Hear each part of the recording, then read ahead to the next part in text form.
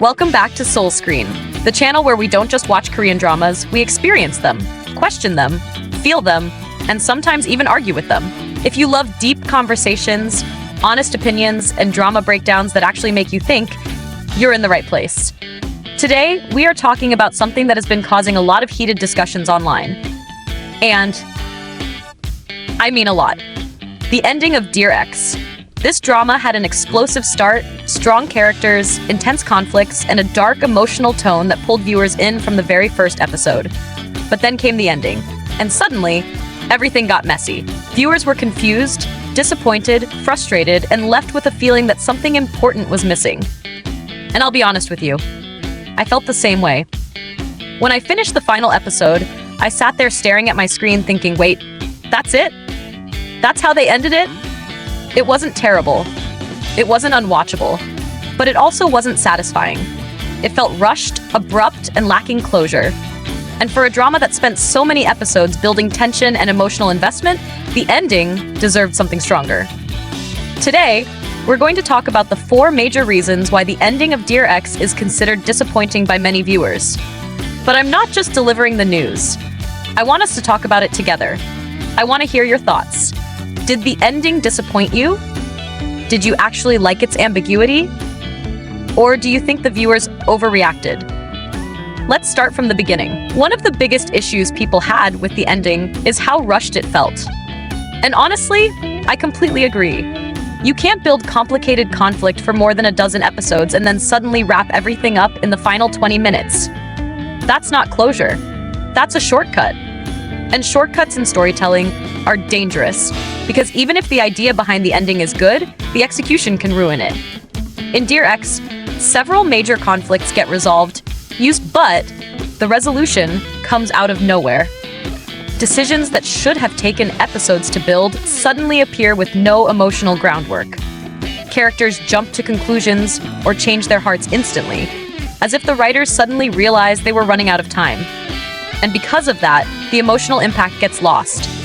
There were moments that should have made us cry, scream, or feel relief. But instead, those moments passed by quickly, leaving us thinking, wait, why did that happen so fast?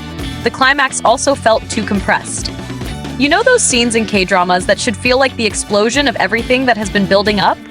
That big emotional punch that makes everything click? Dear Ex tried to deliver that, but didn't give the moment enough room to breathe. It felt like the drama was speeding toward the finish line instead of walking us there thoughtfully.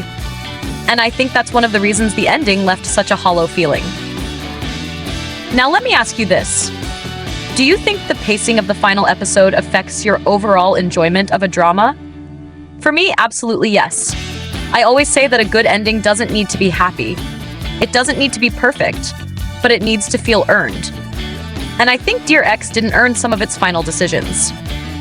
That brings us to the second problem, which is honestly the one that bothered me the most. Several characters are left hanging with no explanation, no closure, no sense of direction. It's like the writers said, well, we don't have time to wrap their stories, so let's just give them a 5-second montage and hope the audience fills in the rest. But that doesn't work, because viewers spent weeks watching these characters, investing time and emotion into them.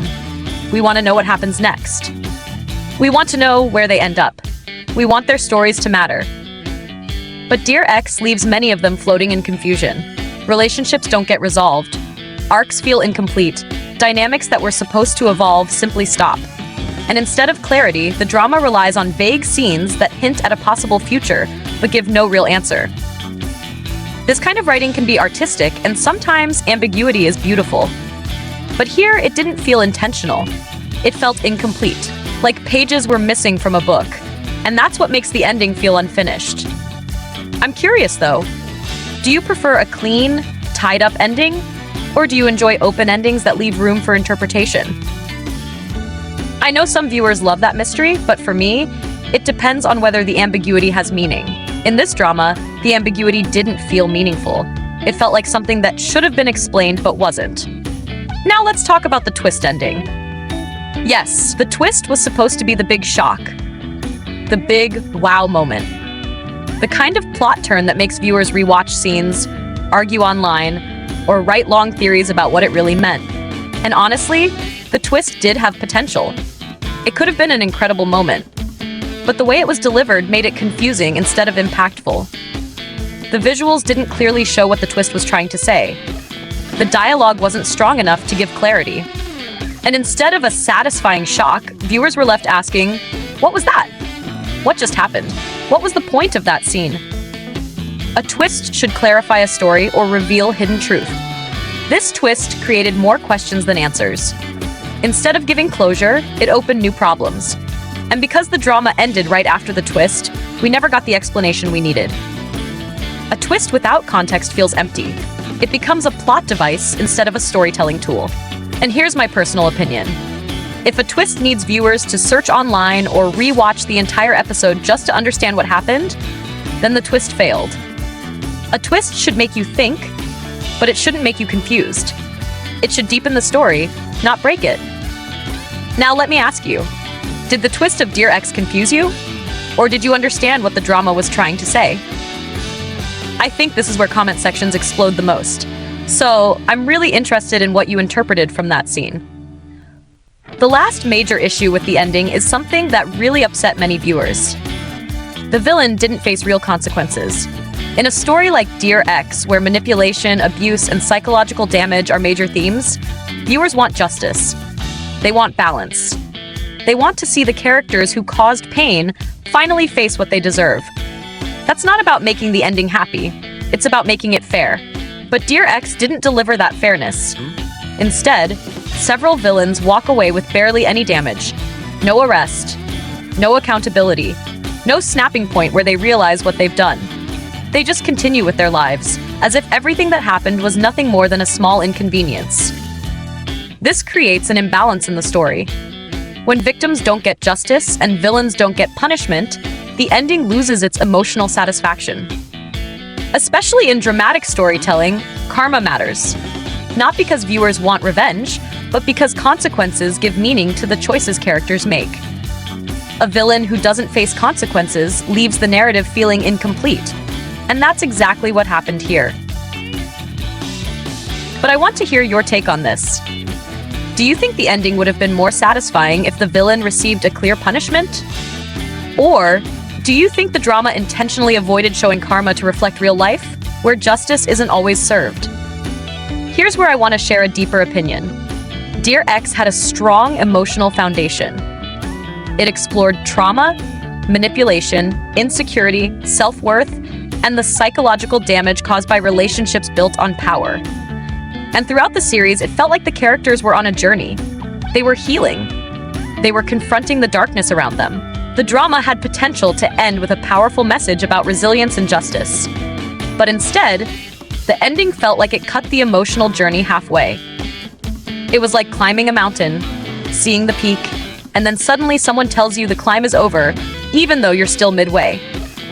That's the feeling Dear X left behind. Now, even though the ending was disappointing, I don't think it ruined the drama.